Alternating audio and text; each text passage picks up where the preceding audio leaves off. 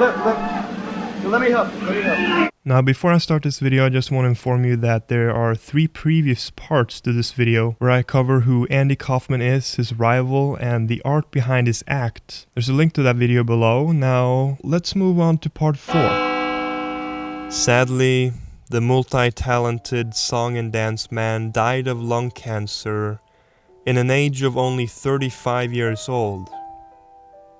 Or did he? Throughout his career, Andy had a partner in crime alongside of him, Bob Zmuda. Bob what? Bob Zmuda. Zmuda? Bob what? Zmuda? Bob Zmuda? What kind of a name is that, Bob? What kind of a name is that? It's Polish. Oh, Polish. Zmuda was Andy Kaufman's right hand and still is. He was his writer and took part in many elaborate pranks and hoaxes. It's like any actor that plays the role of a villain in any movie or TV show. I'm playing the villain, and what I'm trying to do is... What's your name? Bob Gorski. What? Bob Gorski.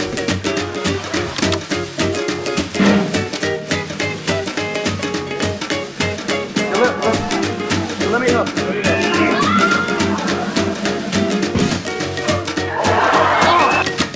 Now she's being nice, off camera. That's why you hire her. That's why you hire her. Yes. Right. Unless you fire her, I'm not coming in. Holy Christ. Oh, hey, that's a bloody one. Oh!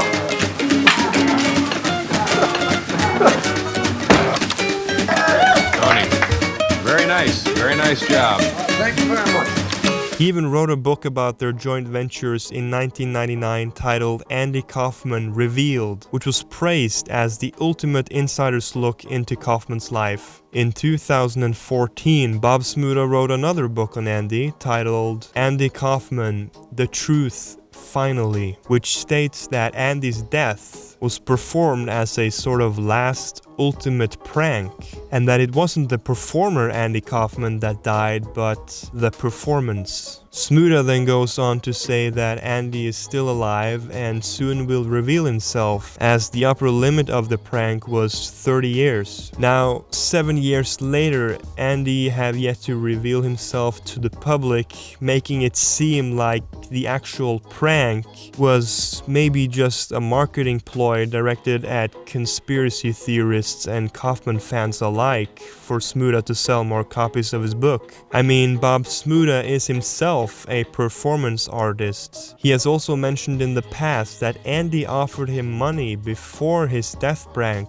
since his career was tied in with Andy's. Bob says himself he declined the offer because he did not want to get convicted of a crime. But it's not only Bob Zmuda who Andy told his idea about faking his death to. In the book Andy Kaufman, The Truth Finally, Lynn Margils, Andy's big love, writes, "When Andy died, many people thought he had faked his death. What the public didn't know is that for many years he had talked about faking his own death. The first person I know of who he told was John Moffat, the producer of Fridays back in 1981. I know he talked to Bob about it constantly. He talked to me about it many times. He told his manager, George Shapiro. He also told an ex-girlfriend named Mimi. He told all of us he was serious about doing it, and then he died. I was in the room the moment he passed, and yet at times I say to myself, could he possibly have faked it? Because if he had, he would have taken it all the way with his family, his loved ones being around the bed. He would have taken it that far. He would have done it to me." Now, this does not mean that Andy actually did fake his death. It could have been a plan Andy groomed before the extreme prank eventually turned into reality. A few months prior to the release of Bob's book, Lynn was confronted by media's wipe conglomerate TMZ, where she insisted that Andy was dead and that she saw it with her own eyes. This was a response to Michael Kaufman's comment a couple of days earlier, where he had said that Andy faked his own death to get away from being Andy Kaufman. A lifelong friend of Andy, Al Perinello, again contradicts this by saying, "I witnessed the entire thing and I can tell you without a doubt this was not a prank." Michael then reveals an unknown man had walked up to him and handed him a typed letter, which allegedly was from his brother, where Andy wrote that he was in love and had a daughter, other than the daughter he had in 1969, of course, with his high school sweetheart, Maria Bellucolana, which was adopted and didn't know of her real father until 1990. No, Andy's new daughter was named McCoy, a nickname Andy apparently had used previously when checking himself into hospitals. Why did Andy check himself into hospitals? Well, remember the wrestling stunt? Andy had actually stolen an x-ray of a shattered neck as an excuse to wear his neck bracelet and as a reason to be angry with Jerry Lawler to legitimize the stunt. Anyways, Michael invited McCoy onto the 9th annual Andy Kaufman Awards in 2013, which he himself hosts, and the 24-year-old woman had this to say. He sent me, he was given a message. Well, he didn't tell me specifically to impart anything, but I just know that he's so, excited about this. I didn't know that he watched all of the stuff on YouTube because he hid everything from us or on the internet. But then when we had a billion discussions because it was really crazy, he did say how much he cares about the awards and feels because that's his only representation in the world, whatever. So I don't know how much longer he can keep everything away. Did he almost come this year? Well, he was really thinking about it. He was really thinking about it. Let's just entertain this for a second. If Andy really gave a about his family, he couldn't just sit on the couch somewhere for decades while this mess of a confusion plays out amongst his family members and just not do something. Michael is his brother. Why wouldn't he at least make a phone call to his own brother during 30 years in solitude? Yeah, that's McCoy's reasoning, by the way, that Andy faked his death so he could leave the spotlight and live in solitude. Why do you need to go through all of this chaos of faking your own death if all you want is solitude? Just leave. Just go to an island, buy an island. You have money and you probably can make a decent living off of selling Andy Kaufman merch or some like that for the rest of your life. Anyways, let's have a second to look at this TMC video again, and let me just point out the fact that this girl has a lot of amateur acting tendencies with how she's over exaggeratingly moving her hands around like she's holding on to a big lie or something, who knows what it could be, right? And she generally looks like she feels bad about the whole thing, staring at Michael like she's thinking, oh my god, are you still buying this? Of course, she could just have stage fright, but she honestly just really looks like someone who is just straight out lying out of her What on earth was going through your mind when it happened? On Monday night? Yes, when the gal walked up on stage and said, I'm his daughter. He's alive. I was skeptical at the time, and things have happened since that day that more than just skeptical at this point. But there was enough information that she had that had me possibly believing it. And I'm not sure if they showed it, but at the end, I did hug her. I said, just in case this is my niece, I'm going to hug her. But I was skeptical even at that moment. I can't not believe that you're somehow putting us on right now because of who we're talking about. Right. This is what made Andy Kaufman great. So why wouldn't his brother wind up trying to extend the legacy a little bit with a hoax? And it's okay if you I understand that. No, I understand where you're coming from. But you're saying that's not what it is. You're not motivating this. Right. Do you believe your brother's alive? I have a glimmer of hope. But if I had to bet on it, I would say no. I would say that he told somebody else, the secret handshake we used to have, how he used to make fun of me for being a nice guy and saying, oh, they're on to you, no one's believing it. And, all those how many toothbrushes he used, all that kind of stuff. He could have told somebody and said, carry this out for me. Or he could have hired somebody. Today, that's where I am with it. Now, Michael, I'm sure you know there's a report from the Smoking Gun website that this woman is an actress. Yes. And they say that you recruited her to play this role, according to a source of theirs. Can you respond to that? Is that true? That is not true. So the smoking gun source is lying. You did not recruit this woman. You never saw her until that moment. Right. And you have no idea who she is. Right. Is there a chance that she is scamming you? Someone hired her to do this. This is a hoax of some sort, and you're now part of the hoax inadvertently. Oh, it's, now that it's Thursday, not Monday anymore, I believe I am part of the hoax. Whether she, I don't believe that she's acting on her own though, but that's all I know. Would Bob Zmuda set this whole thing up as a publicity stunt? He does know that Michael apparently is a simple man to fool, and he's the one who would benefit the most from milking the "is Andy Kaufman actually dead" conspiracy theory. Yes, he was Andy's closest friend, but then again, Andy's family has also disapproved of Bob's books, though this is through Bob's perspective because of their rather conservative nature. But let's just check out exactly what Zmuda writes himself in his book. Yes, I believe that he faked his death. How can I think anything different? He talked to me about it endlessly for 3 years, and also to others. It would be his greatest illusion, he said, and when he was gone, people should be ashamed because they had the greatest performer in the world in their midst and blew it. He then goes on to motivate Andy's return, and it's clear Bob doesn't actually have any contact with Andy.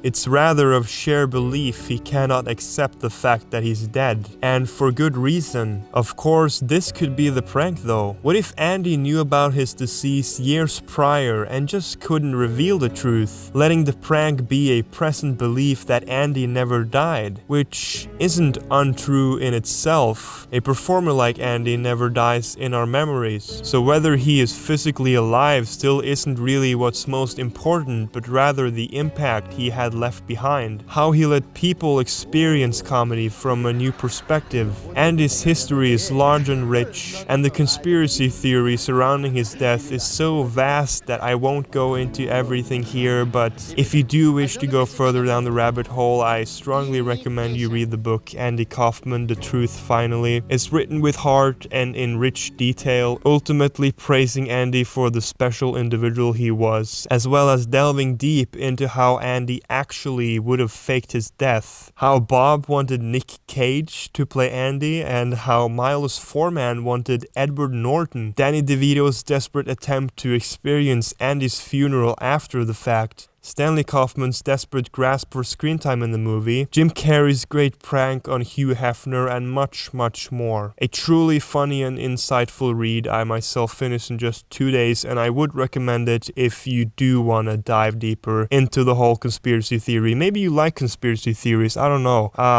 To me, it's very obvious that Andy did die and that he is not alive today, and it's a strange truth, why would Andy talk to so many different people about faking his death years prior? From my view, the whole thing really does seem like more of a reverse type prank, if there was a prank, where Andy spilled his beans on the fake prank to a bunch of people only to soften the blow of his actual death. If you're a performer with a deadly disease, revealing that truth can be horribly difficult, but he must have faked his x-rays, right? How would a health nut like Andy get lung cancer? Well, in the book, Zmuda writes that transcendental meditation was always Andy's first priority, while tied for second was career and sex. Andy's sexuality is talked much about in the book, nor was he just very active sexually, but for the most part with prostitutes. Andy apparently slept with hundreds of them, which is introduced to be kind of a compensation for his long hidden sexual preferences. You see, Andy was gay, or bisexual. Most people don't know this fact by now because it's only written about in Bob's book. It's not clear in the book whether the first or the latter is truer, but Andy had a secret he held for himself for decades, and he was only able to admit it to his closest friends, Lynn and Bob, just shortly before he died. And suddenly, AIDS might seem very likely. Not because he was gay, but because he had sex with hundreds of women, probably probably also several men. AIDS wasn't really known about as a common cause of death before 1 year after Andy's death. In 1985, the number of patients dying from AIDS suddenly increased by 89%. It is very likely Andy suffered from the much undocumented disease at the time and rather made up the lung cancer story when the disease really started taking a toll on him. When Bob and Andy talked about the death stunt, Bob was very clear about how Andy would have to trick him as well. Of course, we don't really know if he ever did or not, but he might have tricked Bob differently than he thought he might. And oh yeah, just to touch on this real quick, there's been some visual evidence as well of Andy's existence circling,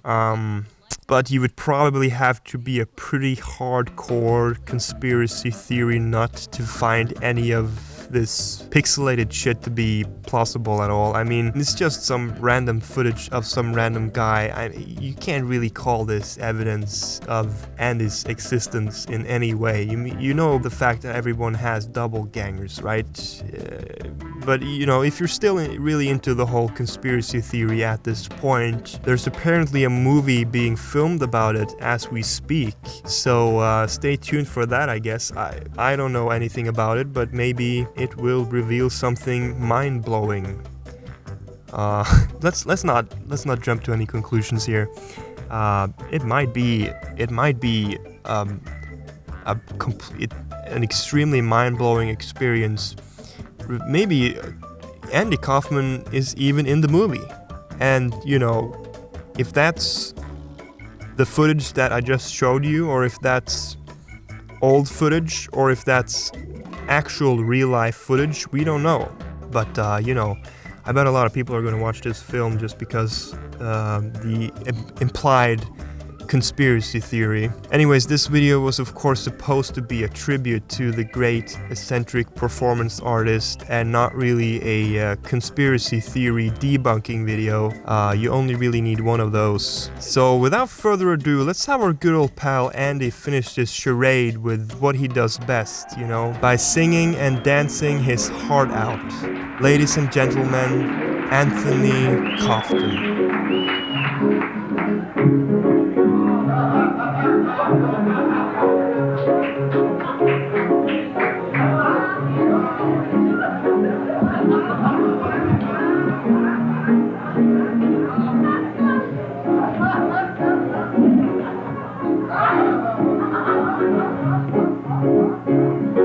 What's so funny? No, I don't understand. What's so funny? Okay? I'm not up here for my health, all right? I'm coming home, I've done my time. Thank you. But I gotta know what is and isn't mine. If you receive my letter telling you I'll soon be free, simple yellow ribbons, what I need to set me free. Need to set me free. I said now tie a yellow ribbon around the old oak tree. It's been 3 long years, do you still want me? If I don't see a yellow ribbon around the old oak tree, I'll stay on the bus. Forget about us. If I don't see a yellow ribbon around the old oak tree. Slow it down, okay, pal? You want to slow it down a little bit? Okay. I don't know where you get these piano players from. Bus driver, please, look for me. But I couldn't bear to see what I might see. Hey, my heart is still in prison, and my love, she holds the key. Simple yellow ribbons are what I need to set me free. I wrote and told her, please. I said, now tie a yellow ribbon around oak tree. Long years, do you still want me? You want to see it again? If I don't see a yellow around the old oak tree, I'll stay on the bus. Forget about us. On me, if I don't see a yellow ribbon around the old oak tree. Now, wait a minute. Now, the whole doggone bus is cheering, and I can't believe I see 100 yellow ribbon around the old oak tree. Ribbon around the old oak tree.